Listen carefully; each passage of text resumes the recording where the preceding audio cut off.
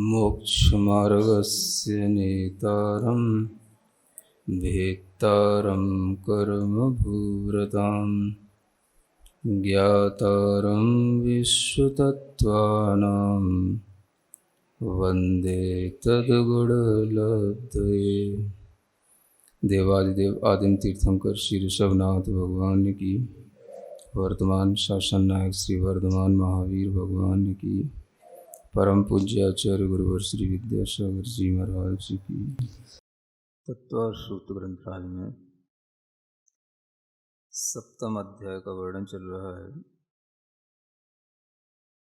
5 व्रत और उनकी भावनाओं का कथन सूत्रों के माध्यम से किया जा रहा है। प्रत्येक व्रत की भावना उस व्रत की दृढ़ता के लिए होती है। अहिंसा, सत्य, अचौर्य, इन व्रतों की भावनाओं को बताने के बाद ब्रह्मचर्य व्रत की भावना दृढ़ करने के लिए यह सूत्र आता है। स्त्री राग कथा श्रवण, तन मनोहरांग निरीक्षण, पूर्वरतानुस्मरण, वृश्येष्ट रस स्व शरीर संस्कार त्यागाः 5। ये 5 भावनाएं हैं ब्रह्मचर्य व्रत के लिए। ब्रह्मचर्य महाव्रत का भी इसी में भाव आ जाता है और अणुव्रतियों के लिए भी यही भावनाएं हैं। अब यहाँ पर जैसे ये भावना सामने आती है, स्त्री सामने आ जाती है। स्त्री सामने आती है तो लोग प्रश्न करते हैं कि ये भावना तो पुरुष के लिए हुई, स्त्री क्या करेगी? तो आचार्यों ने स्त्री के लिए ही क्यों इस तरीके से लिखा, पुरुष के लिए भी लिखना चाहिए था? ये प्रश्न भी आ सकता है ना आप लोगों के मन में भी। क्या कहा जाएगा? स्त्री को अगर यहाँ कहा जा रहा है स्त्री राग कथा श्रवण, ये पहली भावना है, यानी स्त्री संबंधी राग कथाओं को सुनना, है ना।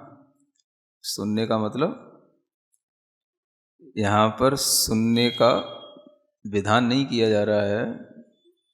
इन सब जो क्रियाएं हैं इनका त्याग करने के लिए कहा जा रहा है, क्योंकि जो त्याग शब्द सूत्र के अंत में लिखा हुआ है उसे हर एक पद के साथ में जोड़ना है।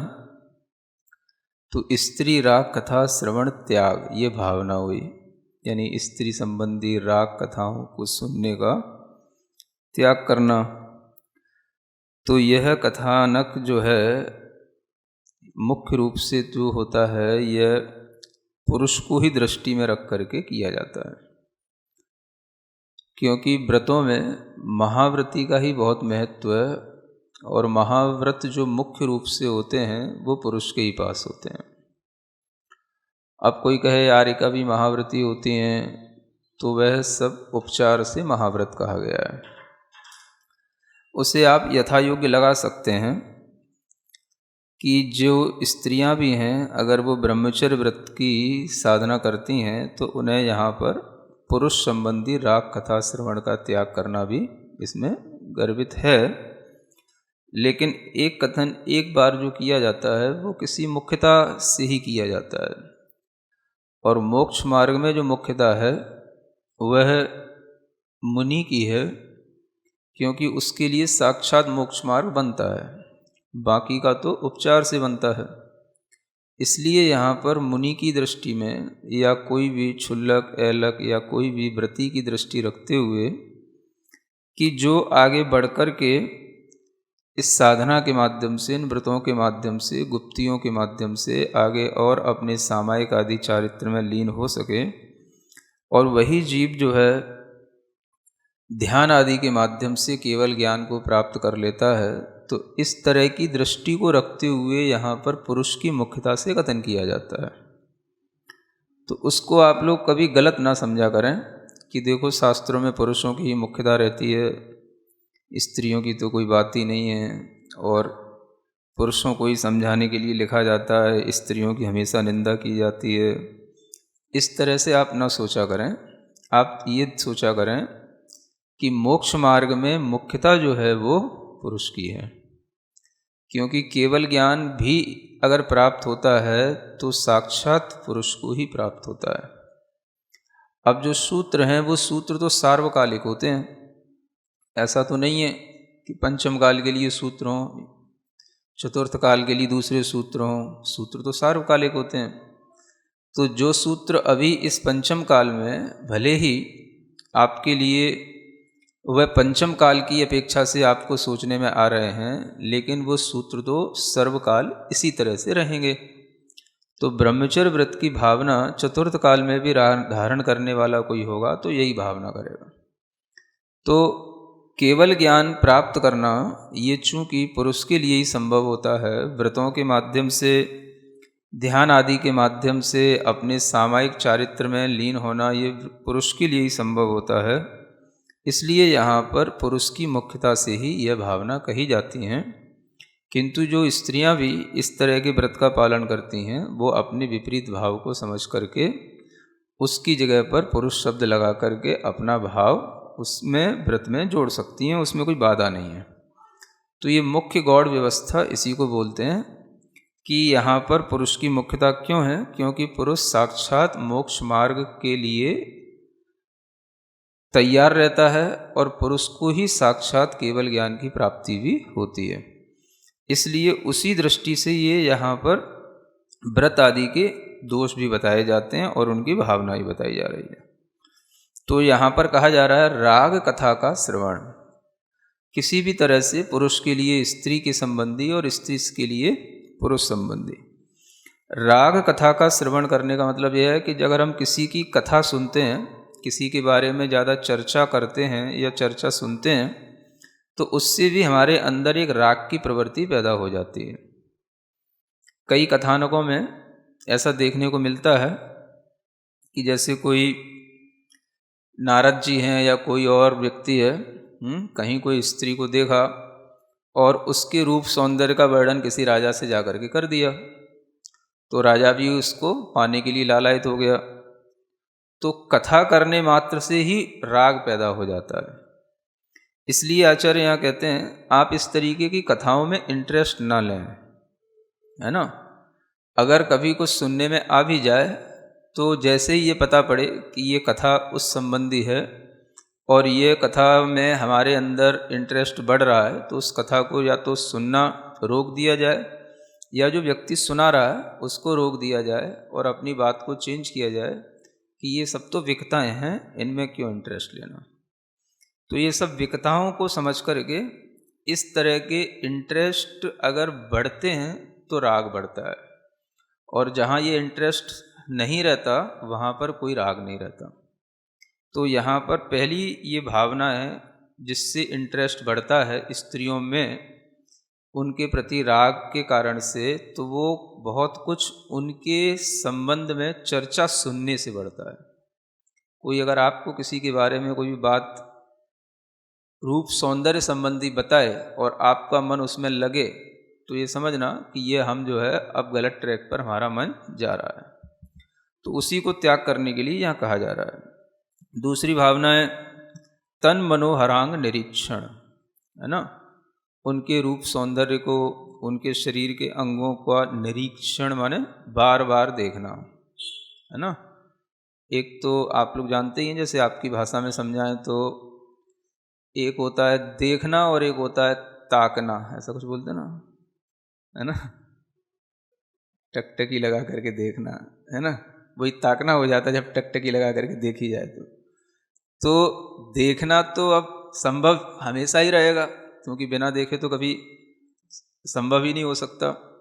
लेकिन उस देखने में ताकने की भावना जब आएगी तो वो आएगी भीतर के राग के कारण से, है ना। कि राग होगा तो वह बार बार दिखेगा या देखेगा तो देखता ही रह जाएगा। इस तरीके की जो प्रवृत्ति होती है वो प्रवृत्ति जो है उसके अंदर राग को बढ़ाने के लिए कारण होती है। तो आचार्य कहते हैं इस प्रवृत्ति को नहीं करना। आपको देख कर के भी राग उत्पन्न नहीं होना चाहिए, ये उससे भी बढ़ कर के भाव बताया जाता है। तो कभी भी जो है ये भी दोनों के लिए संभव है, जो भी स्त्री हैं पुरुष के लिए, पुरुष हैं स्त्री के लिए, कि अगर जिन्हें अपने ब्रह्मचर्य व्रत का पालन करना है तो वो कभी किसी भी तरह के जो अपना अपोजिट जो भाव है उसमें जो है इंटरेस्ट न लें, और वो जैसे नेत्र इंद्रिय के माध्यम से होता है वैसे ही चक्षु इंद्रिय के माध्यम से भी उसमें राग बढ़ता है। तो चक्षु इंद्रिय के विषय में भी उसका त्याग करना।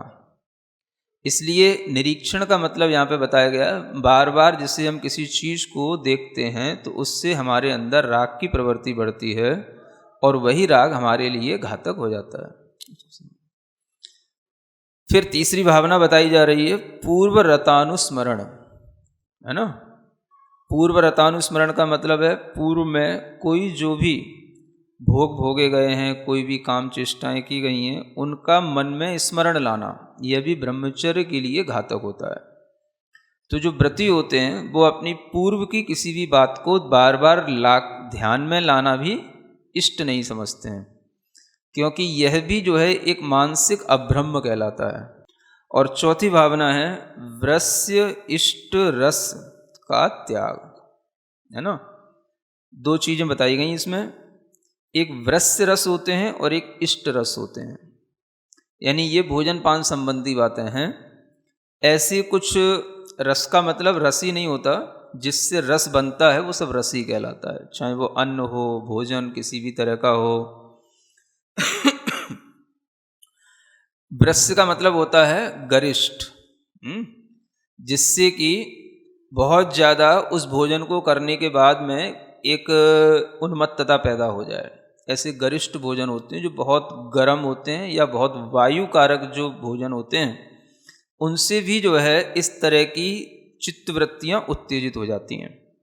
तो उस प्रकार के रस का, उस प्रकार के भोजन का या किसी भी तरह की जो चीज़ें जो उसमें रस आ रहा है उस रस का त्याग करना, ये वृस्य रस में आ जाता है ना।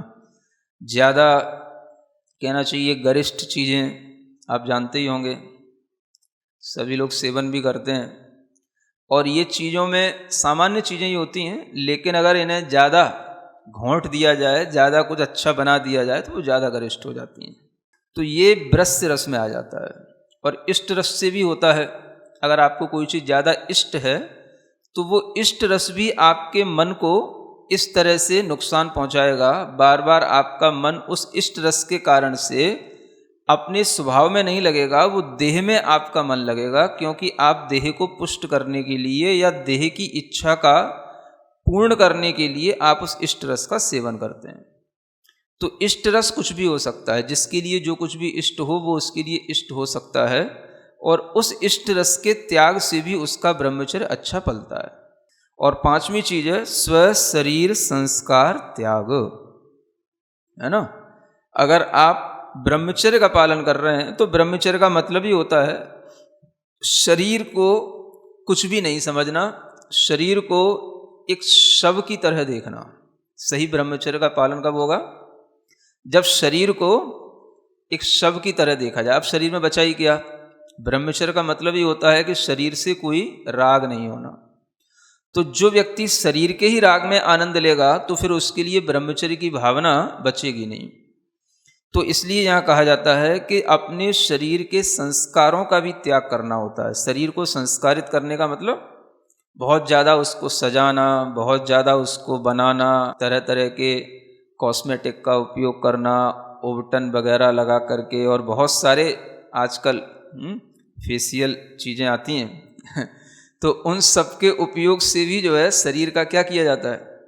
संस्कार किया जाता है ना। पूरे शरीर का भी संस्कार होता है, बालों का अलग होता है, नाखूनों का अलग होता है ना, आँखों का अलग होता है, भौहों का अलग होता है, नाक का अलग होता है, गले का अलग होता है, हर जगह का श्रृंगार। तो जो सब तरीके का श्रृंगार है, ये सब श्रृंगार क्या करेगा? ये आपको शरीर में राग बढ़ाएगा तो आपके अंदर ब्रह्मचर्य व्रत की भावना बचेगी नहीं। तो जो भी हो, स्त्री या पुरुष, वह अगर शरीर में संस्कार ज़्यादा बढ़ाते हैं तो उसका मतलब है कि वो अपने शरीर को दिखाना चाहते हैं।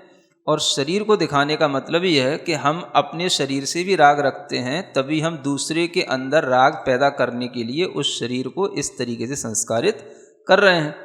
तो ये संस्कार करने का त्याग करने से ही ब्रह्मचर्य व्रत का पालन होता है। तो ये 5 भावनाएं हैं।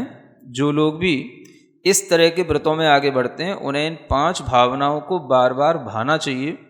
और इन 5 भावनाओं में से किसी भी भावना में हो सकता है आपके लिए एक भावना पल जाती हो, 2 पल जाती हो, 3 पल जाती हो, 4 पल जाती हो, एक ना पलती हो, उसको भी पालने की कोशिश करना। उसके लिए भी भावना करना कि जब हमने इस तरह का व्रत लिया है तो अब हमें इन चीज़ों से क्यों प्रयोजन है, और जो चीज़ आगम में निषिद्ध हैं हमें अगर वही प्रवृत्ति फिर से करनी पड़ेगी तो हमारे व्रत का कोई महत्व नहीं रहेगा। इस तरह से जो ब्रह्मचर्य व्रत की परिपक्वता के लिए भावना करता है उसका वह व्रत दृढ़ होता है, उसकी मानसिकता धीरे धीरे स्थिर होती चली जाती है और उसके मन में अपनी चंचलता के कारण से जो विकृतियाँ आती हैं वो भी उसकी साधना इसी तरह की भावना के कारण से पूर्ण हो जाती है। तो ये 5 व्रतों की भावनाओं में अब एक अंतिम जो व्रत है वो है अपरिग्रह व्रत। उसके लिए भी आचार्य यहाँ भावना कहते हैं मनोज्ञा मनोज्ञेन्द्रिय विषय राग द्वेष वर्जनानि 5। हाँ, यहाँ पर भी 5 भावनाएं हैं, शॉर्ट में हैं। मनोज्ञ और अमनोज्ञ इंद्रिय के विषयों में राग और द्वेष का वर्जन करना यानी छोड़ना या त्याग करना, ये 5 चीज़ें हो जाती हैं। 5 कैसे हो गई? इंद्रियों के विषय 5 हैं। स्पर्शन इंद्रिय का स्पर्श विषय है, रसना इंद्रिय का रस विषय है, घ्राण इंद्रिय का गंध विषय है, चक्षु इंद्रिय का रूप विषय है और कर्ण इंद्रिय का शब्द या संगीत यह विषय होता है। तो इन 5 इंद्रियों के जो ये 5 विषय हैं ये मनोज्ञ भी होते हैं और अमनोज्ञ भी होते हैं। मनोज्ञ माने जैसा शब्द ही कह रहा है, मन इन्हें जानने की इच्छा रखता है, मन इनमें उत्सुक रहता है, मन इनको पकड़ना चाहता है, वो हो गए मनोज्ञ, है ना। जो हमारे मन के लिए सुखकर लगें, मन को सुख पहुंचाएं, वो कहलाते हैं प्लीजेंट ऑब्जेक्ट्स। और जो मन के अंदर अमनोज्ञता पैदा करें, उसको बाहर ले जाओ, अमनोज्ञता पैदा करें, वह अमनोज्ञ जो विषय हैं जिसके कारण से मन में असुहावनापन लगता है, उसके कारण से वह अमनोज्ञ विषय कहलाता है। उसको ही यहाँ पर कहा जा रहा है कि विषय चाहे कैसा भी हो, वह विषय आपके लिए होगा तो वह एक विषय 2 रूप में ही होगा, या तो मनोज्ञ रूप में होगा या अमनोज्ञ रूप में होगा। अगर मनोज्ञ रूप में होगा तो वह राग पैदा करेगा, अमनोज्ञ रूप में होगा तो वह द्वेष पैदा करेगा। तो राग और द्वेष किसी भी तरीके से जब उत्पन्न होता है तो उसको छोड़ना है ना। छोड़ने का मतलब ये होता है कि उस राग और द्वेष में क्या रखना, समभाव रखना। यानी कि राग में जैसे हम अपने मन की प्रवृत्ति आगे की ओर ले जाते हैं तो द्वेष में मन की प्रवृत्ति एक भीतर अलग तरीके के घृणात्मक खिंचाव के रूप में होती है। तो उसमें ना तो रागात्मक झुकाव हो ना उसमें घृणात्मक खिंचाव हो। किसमें? मन में। क्योंकि द्वेष में भी मन में शांति नहीं होती है। द्वेष में भी मन क्या होता है, भीतर ही भीतर उस चीज से बचने के कारण से भयभीत सा रहता है। और द्वेष में भी अगर मन के अंदर भय रहेगा तो फिर वो मन समभाव में नहीं रहेगा, मन तो फिर भी दुखी ही है। कभी कभी किन्हीं चीज़ों से बचने के लिए हम कोशिश तो करते हैं और उस कोशिश में मन जो है भीतर से भयभीत हो जाता है। ऐसा भी भयभीत हो सकता है कि वो चीज़ फिर सामने ना आ जाए, मिल ना जाए, और मिल भी जाएगी क्योंकि चीज़ें तो सब सामने रहेंगी। तो अगर मन में भय होगा तो फिर मन के अंदर क्या होगा, उससे जो है हमेशा एक घृणात्मक वृत्ति पैदा हो जाएगी। तो घृणा नहीं करना ये यहाँ बताया जा रहा है, यानी कि किसी भी वस्तु से अगर राग छोड़ना है तो घृणा भी नहीं करना है। अगर मन में उस परिग्रह के प्रति मम इदम ऐसा भाव है, मेरा यह है, मेरा यह है, इस तरीके का भाव रहता है तो मन उस ओर जाता है। और अगर मन से भाव हट जाए कि यह मेरा नहीं है, परिग्रह परिग्रह है, परवस्तु परवस्तु है, मैं स्व हूँ, स्व कभी पर नहीं हो सकता, पर कभी स्व का नहीं हो सकता, ये प्रशिक्षण यदि मन को मिल जाता है और मन उसे स्वीकार कर लेता है तो ये अपरिग्रह की भावना पलती है। परिग्रह तो हमेशा रहेगा ही। सामने चेतन पदार्थ भी परिग्रह होता है, अचेतन पदार्थ का भी परिग्रह होता है, और चेतन अचेतन दोनों का मिश्र भी परिग्रह होता है। बाहरी परिग्रह भी हो गया, ये सब बाहरी परिग्रह है, और भीतरी परिग्रह भी होता है। तो बाहरी परिग्रह तो एक त्यागने योग्य होता है, छोड़ने योग्य होता है, वो छूट भी जाता है, छोड़ दिया। लेकिन भीतरी परिग्रह क्या है? तो जो भीतरी भाव हैं वो भीतरी परिग्रह हैं, जो भाव वैसे के वैसे ही बने हुए हैं। कसाय के भाव, वेदों के जो राग हैं, स्त्री वेद पुरुष वेद संबंधी, इन राग के भाव, या हास्य आदि 9 कषायों की प्रवृत्तियों वाले भाव, या मिथ्यात्व के भाव, जो भाव वैसे के वैसे ही बने हुए हैं, वो भीतरी अभ्यंतर परिग्रह कहलाता है। तो यहाँ पर जब ये परिग्रह से रहित मनोवृत्ति बनती है तो उसके लिए न कुछ मनोज्ञ होता है न कुछ अमनोज्ञ होता है। वह अपने स्वभाव में यह परिग्रह से निर्मुक्त होकर के किसी में भी अपना मन नहीं लगाता, मन तो उसको अपने स्व उपयोग में ही लगाना है। तो इसलिए जो है यहाँ पर ये बहुत बड़ा सूत्र है, जितना ही छोटा दिख रहा है ये इतना ही बड़ा सूत्र है। शॉर्ट में पूरी दुनिया समेट दी इसमें, है ना, क्योंकि दुनिया में इसके अलावा तो कुछ है ही नहीं। इंद्रियों के विषय वो या तो अच्छे लगने वाले या बुरे लगने वाले, तो उन दोनों में ही राग और द्वेष को छोड़ देगा जो व्यक्ति, वो व्यक्ति अपने आप में इतना स्वनिष्ठ हो जाएगा, आत्मनिष्ठ हो जाएगा कि उसके लिए कोई भी चीज की तरफ मन जाना भी उसे परिग्रह से जुड़ने के भाव में आने लगेगा। इसलिए आचार्य कहते हैं कि परिग्रह कोई भी चीज बन सकती है, द्रव्य क्षेत्र काल भाव, कोई भी चीज परिग्रह बन सकती है। एक विशेष बात यह है ना, द्रव्य में तो चलो आप इंद्रियों के विषय आ गए, द्रव्य हो गया, क्षेत्र भी कोई परिग्रह बन सकता है। क्षेत्र माने हाँ स्थान विशेष तो स्थान विशेष में ही मान लो आपको अच्छा लगने लग जाए तो वो भी एक परिग्रह बन सकता है, समझ आ रहा है, वो भी आपके लिए मनोज्ञ लगे। काल भी आपके लिए परिग्रह बन सकता है। कौन सा काल हमारे लिए बहुत अच्छा लगता है, जिसमें बड़ा सुकून मिलता है, सुख मिलता है शरीर को, वो काल भी परिग्रह लग सकता है। तो आप हमेशा उसी का इंतजार करेंगे, वो मौसम कब आएगा, वो टाइम कब आएगा, वो ऋतु कब आएगी, उसका आप इंतजार करेंगे, वो परिग्रह हो गया, है ना। ये भी एक सूक्ष्म बात है। और अगर वो नहीं है तो आपके सामने जो होगा उससे आप घबराएंगे ना, क्योंकि इंद्रिय विषय संबंधी राग से ही ये द्रव्य चित्र काल भाव के राग आएंगे, तो वह भी उसका छूटेगा, उसका भी वर्जन वो कर लेगा, तभी वो सामायिक निष्ठ आत्मा कहलाएगा। तो ये सब समता भाव की पूर्ति करने के लिए हैं। इसलिए ये अहिंसा आदि व्रतों में दृढ़ता इन भावनाओं के माध्यम से बहुत अच्छी आती है। यह जो साधक करते हैं उन्हें इसकी अनुभूति होती है। आगे आचार्य कहते हैं कि जो आपने व्रत लिए और इन व्रत की जो आप भावनाएं कर रहे हैं, तो आपके मन में फिर भी विचार तो आता ही होगा कि जो हिंसा आदि पाप हैं इनमें बुरा क्या है, हैं? कभी कभी विचार तो आता ही होगा। तो उस विचार को भी यहां पर रोकने के लिए कुछ भावना दी जा रही है। क्या सोचना है आपको? हिंसा दुष्विहा मूत्रापाया वद्य दर्शनम।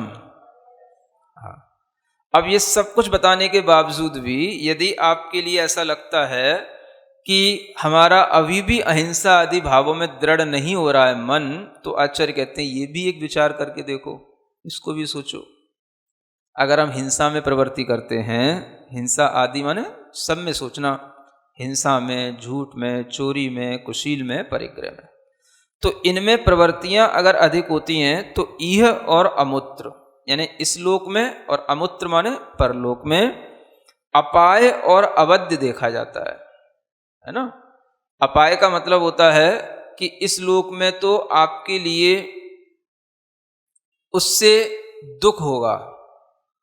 अगर कोई हिंसा आदि में प्रवृत्ति कर रहा है तो उसको इस लोक में उसका दुख होगा, उसका एक तरीके से अपाय माने विनाश भी होता है, यानी उसका मृत्यु हो जाना, नष्ट हो जाना, विनाश कर देना, जीवन ही समाप्त हो जाना, ये भी देखने में आता है जो हिंसा आदि करते हैं। और परलोक में जहाँ कहीं पर भी उसका जन्म होगा तो वहाँ पर भी उसे एक निंदनीय जीवन जीना पड़ेगा, है ना। वहाँ पर भी उसके लिए कोई अच्छा सौभाग्य नहीं मिलेगा, क्योंकि जो यहाँ पाप करके गया है उसके लिए वहाँ पर भी एक निंदनीय गर्हित जीवन जीना होता है।